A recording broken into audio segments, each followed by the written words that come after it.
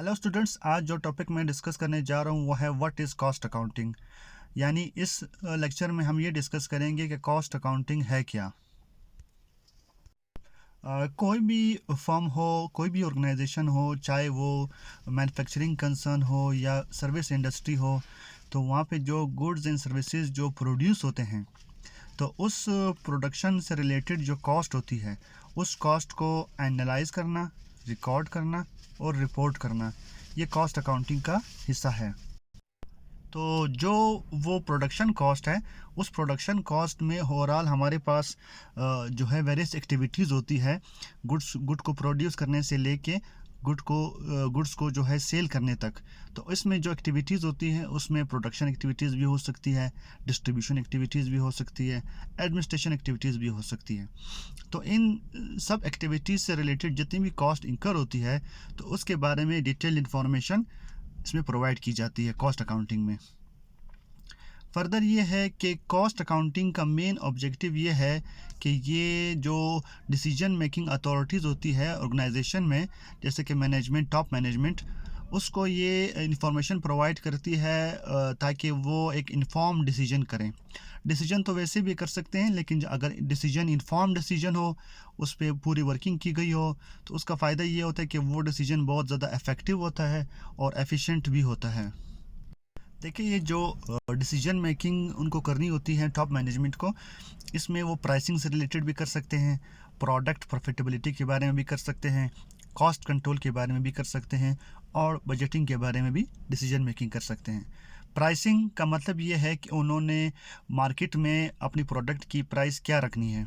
तो ये एक टेक्निकल डिसीजन मेकिंग होती है, क्योंकि अगर प्राइस बहुत ज़्यादा रखेंगे तो आपके कंपटीटर्स उससे फ़ायदा उठाएंगे और वो उनकी जो सेल्स है वो मैक्सिमाइज़ होगी, और जो आपकी ऑर्गेनाइजेशन है उसकी सेल जो है वो मैक्सिमाइज़ नहीं होगी और आपकी प्रॉफिटेबिलिटी से अफेक्ट होगी।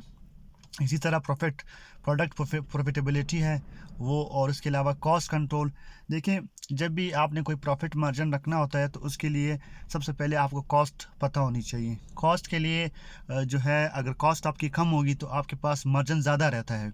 तो इसलिए जितनी भी एंटिटीज़ होती है, मैन्युफैक्चरिंग कंसर्न्स होती है, वो कोशिश यही करती है कि उनकी कॉस्ट जो है वो कम से कम हो, कॉस्ट मिनिमाइजेशन हो और प्रॉफिट मैक्सिमाइजेशन हो।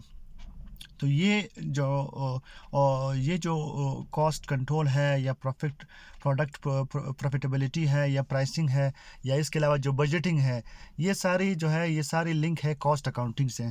कॉस्ट अकाउंटिंग हमें वो इंफॉर्मेशन प्रोवाइड करता है जिसके बेसिस पे मैनेजमेंट जो है वो इसके बारे में डिसीजन मेकिंग कर सकते हैं। फर्दर ये जो कॉस्ट अकाउंटिंग है, ये कॉस्ट अकाउंटेंट्स को या मैनेजमेंट को एक बहुत वैल्यूबल इंफॉर्मेशन प्रोवाइड करती है। जिस तरह वो जितनी भी कॉस्ट होती है उसको क्लासिफाई करती है इनटू डायरेक्ट कॉस्ट और इनडायरेक्ट कॉस्ट। डायरेक्ट कॉस्ट वो कॉस्ट होती है जो डायरेक्टली प्रोडक्ट में आप ट्रेस आउट कर सकते हैं, और इनडायरेक्ट कॉस्ट वो होती है जो इनडायरेक्टली प्रोडक्ट को बनाने के लिए ज़रूरी होता है। डायरेक्ट कॉस्ट की एग्जांपल है रॉ मटेरियल्स, लेबर कॉस्ट। जितनी भी रॉ मटेरियल है जिसको इस्तेमाल किया जाता है और उसी रॉ मटेरियल्स पे लेबर काम करते हैं, तो ये डायरेक्ट लेबर और रॉ मटेरियल जो है ये डायरेक्ट कॉस्ट की एग्जांपल्स है। इसी तरह इनडायरेक्ट कॉस्ट वो है, फॉर एग्जांपल आपने प्रोडक्शन करनी है तो उसमें जो फैक्ट्री के लिए जो यूटिलिटीज़ के एक्सपेंसेस है वो वैसे तो डायरेक्टली प्रोडक्ट में आप ट्रेस आउट नहीं कर सकते, लेकिन देखा जाए कि उसके बगैर प्रोडक्ट प्रोड्यूस नहीं हो सकती, तो इसलिए भी उसको प्रोडक्ट का हिस्सा बनाया जाता है उस कॉस्ट को। तो ये कॉस्ट अकाउंटिंग का फ़ायदा है कि हमें वो कॉस्ट क्लासिफिकेशन करके देती है, direct cost and indirect cost. इसके अलावा ये जो है various methods of cost accumulation इस्तेमाल हो सकती है।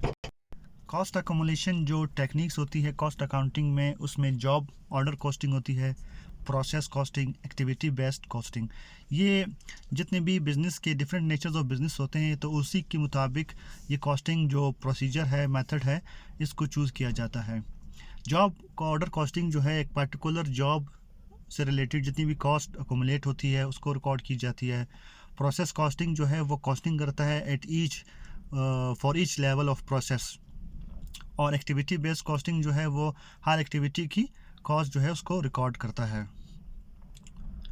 इसके अलावा कॉस्ट अकाउंटिंग जो है कॉस्ट अकाउंटेंट्स को और मैनेजमेंट को हेल्प आउट करता है ताकि cost of goods sold statement बनाए। Cost of goods sold statement का फ़ायदा ये है कि जब भी आपने प्रॉफिट एंड लॉस अकाउंट या इनकम स्टेटमेंट बनाना है तो उसके लिए आपको आपकी प्रोडक्ट्स जो आपने सेल की है उसकी कॉस्ट आपको पता हो। वही कॉस्ट पता होगी तो आप ट्रू प्रॉफिट ड्राइव कर सकते हैं। तो उसके लिए ये कॉस्ट अकाउंटिंग हमें हेल्प आउट करता है ताकि हम कॉस्ट ऑफ गुड्स सोल्ड निकाल सकें। इसके अलावा जो की परफॉर्मेंस इंडिकेटर्स होते हैं वो भी कॉस्ट अकाउंटिंग के ज़रिए हमें पता चलती हैं। की परफॉर्मेंस इंडिकेटर्स वो है जिसके बेसिस पे आप किसी भी एंटिटी के किसी भी मैन्युफैक्चरिंग कंसर्न के जो परफॉर्मेंस है उसको आप एवेलुएट कर सकते हैं। वो की परफॉर्मेंस इंडिकेटर्स के कुछ एग्जांपल्स हैं cost per unit, gross margin and contribution margin. Cost accounting जो है वो उसके अलावा वेरिएंस एनालिसिस के लिए बहुत जो है मुफीद साबित होता है। कॉस्ट अकाउंटिंग के थ्रू जितने भी वेरिएंसेस ड्राइव होते हैं वो फॉर एग्जांपल एक्चुअल कॉस्ट को एक साइड पे रखते हैं और उसके अलावा जो बजटेड कॉस्ट है वो जो ऑलरेडी बजट में उन्होंने एलोकेशन की होती है तो उसके साथ कंपेयर किए जाते हैं और उसके बाद जो वेरिएंस ड्राइव होता है उसको देखा जाता है कि आया वो फेवरेबल वेरिएंस है या अनफेवरेबल है। अगर फेवरेबल है तो इट्स अ गुड साइन, इसका मतलब ये है कि डिपार्टमेंट, ऑर्गेनाइजेशन, एंटिटी बहुत ज़बरदस्त परफॉर्म कर रही है।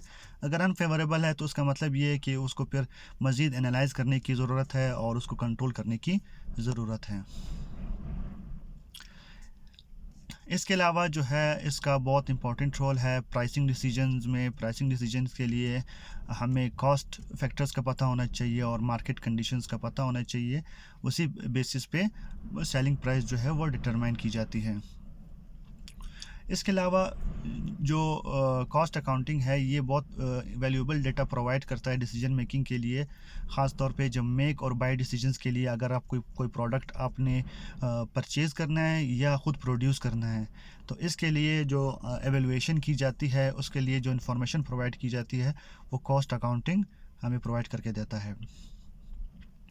तो स्टूडेंट्स ये था हमारा आज का टॉपिक। प्लीज़ वीडियो को लाइक करें और चैनल को सब्सक्राइब करें। Thank you.